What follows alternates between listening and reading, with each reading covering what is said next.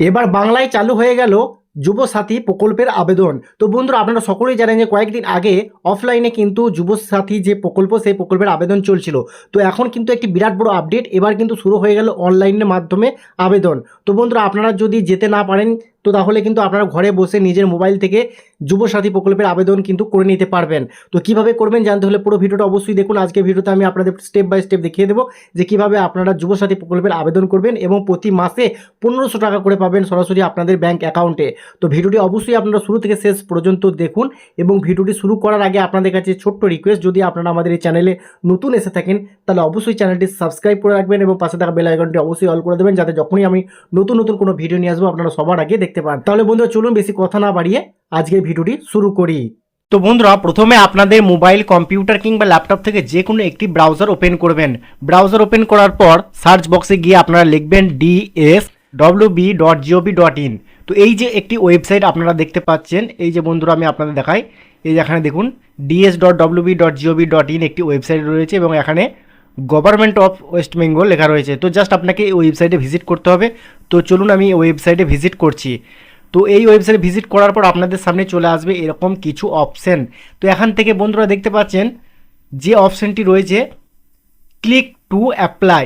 তো এই যে অপশনটি রয়েছে জাস্ট আপনারা এখানে ক্লিক করবেন এবং এখানে ক্লিক করার পর আপনাদের সামনে চলে আসবে এরকম কিছু অপশন। দেখতে পাচ্ছেন ইন্টার মোবাইল নাম্বার, এখানে কিন্তু আপনার মোবাইল নাম্বারটা এন্ট্রি করতে হবে, ঠিক আছে।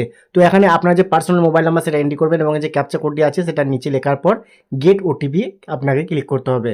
তো চলুন আমার যে মোবাইল নাম্বার, সেই মোবাইল নাম্বারটা আমি এখানে টাইপ করে নিচ্ছি আপনাদের দেখানোর জন্য এবং ভেরিফাই পিনে আমি ক্লিক করলে এখানে দেখতে পাবেন একটি পিন চলে আসবে। সেই পিনটা দিয়ে আপনাকে কিন্তু ভেরিফাই পিনে ক্লিক করতে হবে।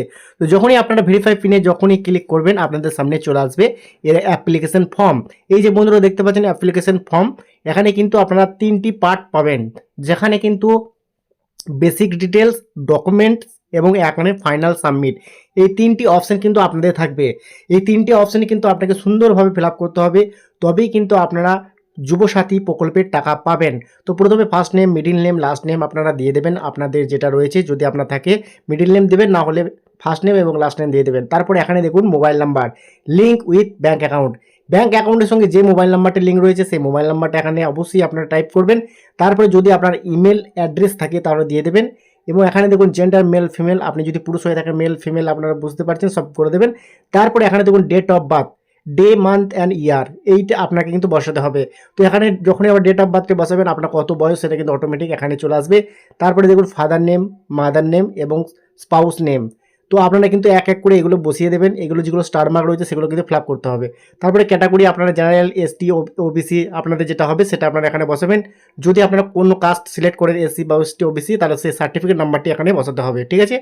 তারপরে নিচেতে দেখতে পাবেন ম্যাটেরিয়াল স্ট্যাটাস, মানে আপনি বিবাহিত হলে বিবাহিত, যদি বিবাহিত অবিবাহিত হয়ে থাকেন তাহলে কিন্তু আপনাকে আনম্যারিড করতে হবে, যদি আপনি বিবাহিত হন ম্যারিড করতে হবে, ঠিক আছে। তারপরে এখানে দেখুন কন্ট্যাক্ট ডিটেলসে কিন্তু একটি হাউস নাম্বারটা কিন্তু চাইছে, ঠিক আছে।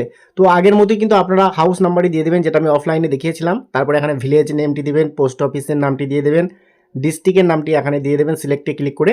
এখানে আপনার যে ডিস্ট্রিক্ট হবে সেই ডিস্ট্রিক্টটা কিন্তু এখান থেকে আপনারা সিলেক্ট করে নেবেন। তারপরে এখানে দেখুন আপনি কোন ব্লকের অন্তর্ভুক্ত কিনা বা মিউনিসিপ্যাল এলাকায় অন্তর্ভুক্ত কিনা সেটা সিলেক্ট করবেন। যদি ব্লকে অন্তর্ভুক্ত হয়ে থাকেন তাহলে ব্লকটি এখান থেকে সিলেক্ট করতে হবে। তারপরে এখানে দেখুন পুলিশ স্টেশনের নামটি দিয়ে দেবেন, তারপরে জিপি বা গ্রাম পঞ্চায়েতের নামটি এখান থেকে সিলেক্ট করতে হবে। তারপরে আপনার যে পিনকোড, পোস্টাল পিনকোড সেটা দিয়ে দেবেন এবং স্টেটটা আপনার অটোমেটিক সিলেক্ট করা থাকবে। এবং এখানে দেখুন এম পাস, আপনি যদি মাধ্যমিক পাস করে থাকেন, কোন বোর্ড থেকে মাধ্যমিক পাস করেছেন সেই বোর্ডটা কিন্তু আপনাকে এখান থেকে সিলেক্ট করতে হবে, ঠিক আছে। তো আপনারা যদি অন্য কোনো বোর্ড থেকে পাস করেন তাহলে সেটাও আপনাকে সিলেক্ট করতে হবে। তো বোর্ড সিলেক্ট হয়ে গেলে এখানে রোল নাম্বার এবং আপনি কত সালে পাস করেছেন সেটা আপনাকে এখান থেকে সিলেক্ট করতে হবে, ইয়ারের জায়গায় সিলেক্ট করতে হবে, ঠিক আছে। তারপর এডুকেশন কোয়ালিফিকেশন, আপনার যদি এক্সট্রা কিছু হয়ে থাকে বা আপনি যদি মাধ্যমিকের উপরে আরও কিছু পড়াশোনা করে থাকেন সেটা আপনারা এখানে দিয়ে দেবেন। এবং এখানে প্রেজেন্ট অকুপেশন, আপনারা বর্তমানে কী করছেন, কোন পেশার সঙ্গে নিযুক্ত রয়েছেন সেটা এখান থেকে সিলেক্ট করবেন। যদি কোনো পেশার সঙ্গে আপনারা যুক্ত না থাকেন তাহলে অবশ্যই কিন্তু আপনারা নাথিং করে দেবেন।